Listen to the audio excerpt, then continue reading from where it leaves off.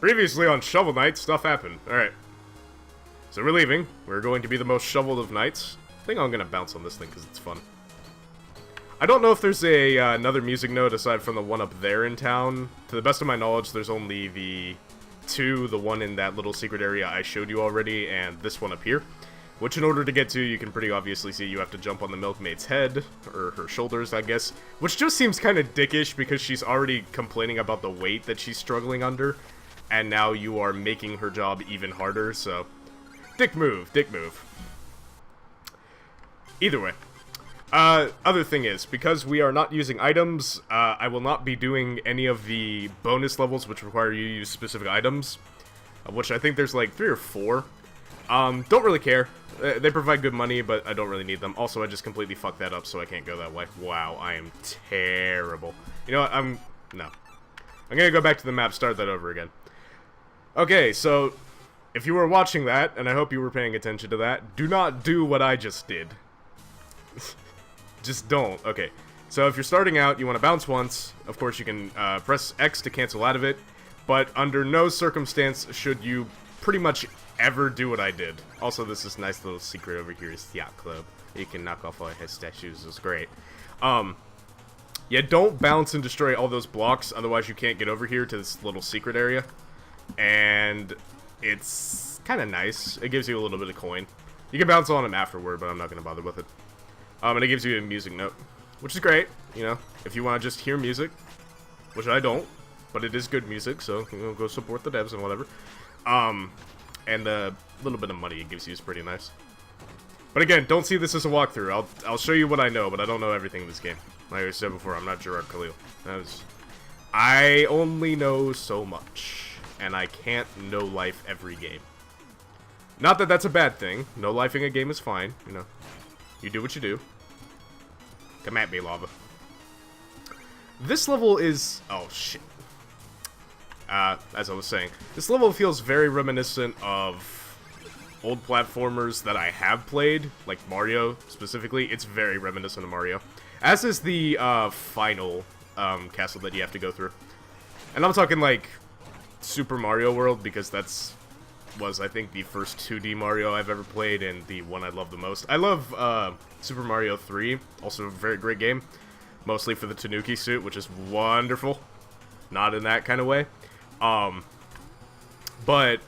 I think they're both really good games, but I think I still love Super Mario World better, just because it was the first Super Mario I played.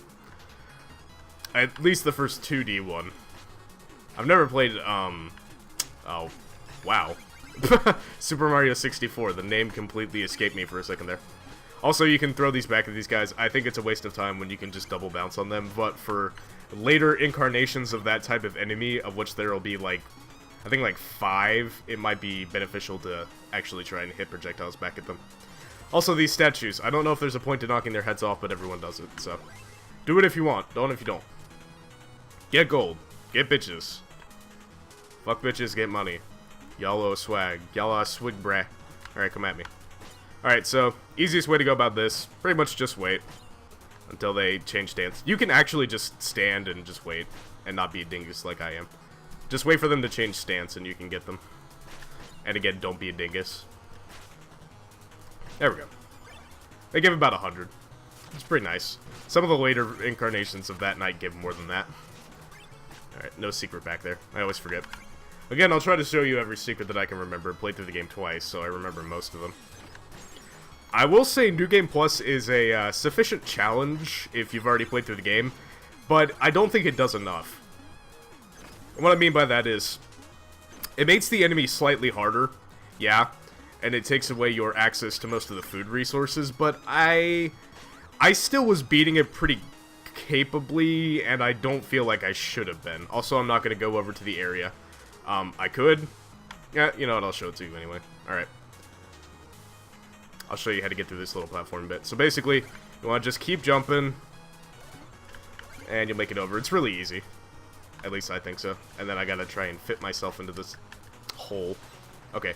I can't tell if I have to activate that with right trigger on my gamepad, or if it just does it automatically. I haven't been able to tell. But either way. Also, I'm only getting those because those are the most valuable gems here, and that guy just... The chest over there has Chester, the Jester, which is the character that sells you what are effectively this game's equivalent of, like, little black market items, which are mostly the items that you'll use in the game. But I don't care because I'm not using them, so it's not worth getting. It was worth getting those gems, I guess, though. These guys take 3 hits, I believe? Yes. Of course, you can't really jump on this guy here, but the other one you can jump on, and I would recommend you do so. This guy you also can't, but 3 hits. Alright, if we go to the left here, I think this is the proper way to go. I think there's a secret, maybe, if we go up this way. Either that, or it's a really circuitous route. Yeah, okay, no. If we go this way, it just gets us back to this point, which we're going to come back to if we go the other way anyway, so... That's a lot of ways in one sentence. Alright, so we're going to go this way. This just gets us a little bit of extra gems, so that's nice. Gotta remember to keep probably both of those blocks there at the end, because if you don't, you're not really going to have a way up here. If I remember this place... Does it lead to a second griffin? I don't remember. I think this might be the first encounter with a griffin you have, but I can't remember. Also, mechanic that I found really interesting about Shovel Knight is the fact that when you hit enemies, it usually knocks you back a little bit, which is a really nice feature. You wouldn't really notice it if you weren't paying attention to it, but the fact that it lets you back off a little bit and prevent you from immediately taking damage from some kind of parrying maneuver from an enemy is actually pretty nice. Or counterattack, rather. Not even parrying. Alright. Let's wait for that to pass. Alright. I don't remember where the safe zones for those are. Alright, so, Griffin, gotta hit him in the head. Don't be terrible. Right here is about a good place to stand to dodge those. Also, I'm being terrible. Don't be bad. Don't be bad like me. Don't be terrible. I think he takes... What is it, 9 or 10 hits, maybe? I think it's like, yeah, I think it's like 9 or 10 hits to kill one of those griffins. So there's only 2 in the level. It's actually funny, the king that you helped reclaim this castle for will make note of the fact that you actually killed those griffins in the end. And I think he says something like, I can't wait to get back to Beaky and Feathers, or whatever they're called. And it's kind of sad, you're like, oh no. I wonder if they actually appear in the ending. Spoilers for the ending real quick, so turn off if you don't want to hear this real quick. I'll give you a couple seconds. Alright, if you're still here, at the end you basically see a little bit of a mock presentation of, well, that's not even the best way to class it. You get an epilogue that basically shows you what happens in every level with all the different knights if you saved them. You have an option to save all the knights that you beat at the end of the game. And if you save them, I don't know what happens if you don't save them, because I haven't not saved them, because, you know, I'm being a noble knight. And I'm also being on a tangent. So anyway, my point is, if you've saved all the knights, you get a little ending cutscene that basically shows you what happens at all these different locations where you beat them after you've beaten them. And what ends up happening here is that the king comes back, and it turns out King Knight was one of his, I guess, squires, or his guardians, I guess, one of his lion's guard. And, I don't know, but I think maybe if you don't kill the griffins, they might appear in that little ending cutscene. But I have no idea, so I can't really speak to it. Alright, if you're joining back in, spoilers are done. You can listen again. No spoilers for the ending. You'll figure out what happens later. Of course, I'm going to take this playthrough to the end anyway, so it's not like I'm really spoiling much. Well, no, I lie. I am spoiling. I have no idea what I'm talking about anymore. I'm too focused. I'm in the zone. The Zone Archive. HentaiGallery.com/zone. I don't know what I'm talking about anymore. PewDiePie. That's some PewDiePie. Alright. Hop. I don't know why people have trouble with that section. It's not really that bad. Ow. Oh, dang it. Oh, gee, dang it. Oh, arg. Oh, that hurt. Ow. Alright. Oh, we're at 4,000 gold again. Alright, here's what I'm gonna do. I think I'm not gonna kill him. And we're gonna see if in the ending cutscene he comes back. So we'll wait for that. If there's a griffin in the ending cutscene, we will know. Also, that was a minor spoiler. But you don't know what I'm talking about, because you weren't here for that. An interloper is in our midst. Begone from our throne room, knave. He's using the royal we. Oh, this guy is really classy. He's the classiest of kingdoms in a kingdom. He's the best there ever was. Like, nobody. Oh, God. Actually, try now. Effort. Effort must be put in place. Oh, God. Effort is not being put in place yet. Fact. Why am I sucking? Stop sucking. Do your little Marth from Super Smash Bros. Brawl slashy thing again. Come at me. Free hits. Free hits for days. Hey, call me, I don't know. I don't have a good joke for this. I don't have a good analogy or joke. Whatever. Fanfare. Do it. Do it. You won't. No balls. Wow, that was easy. King Knight's probably one of the easiest bosses. Actually, at the end, though, he becomes kind of a pain. Because one of the ending stages has a very small level and you have to fight him, so it's a little bit of a challenge at that point, but not much. He's not really that bad. Alright, we got the fire going. It's all nice and purty. Alright. Skip through, come on. We know Shovel Knight goes to sleep. Of course, we're gonna, again, dig up the fire, because free gold. And who doesn't love a little bit of free money here and there? Especially in the economic recession of the Shovel Knight Kingdom. I have no idea what this kingdom's called. Oh, look, a bonus level. Alright, let's go do the bonus level real quick.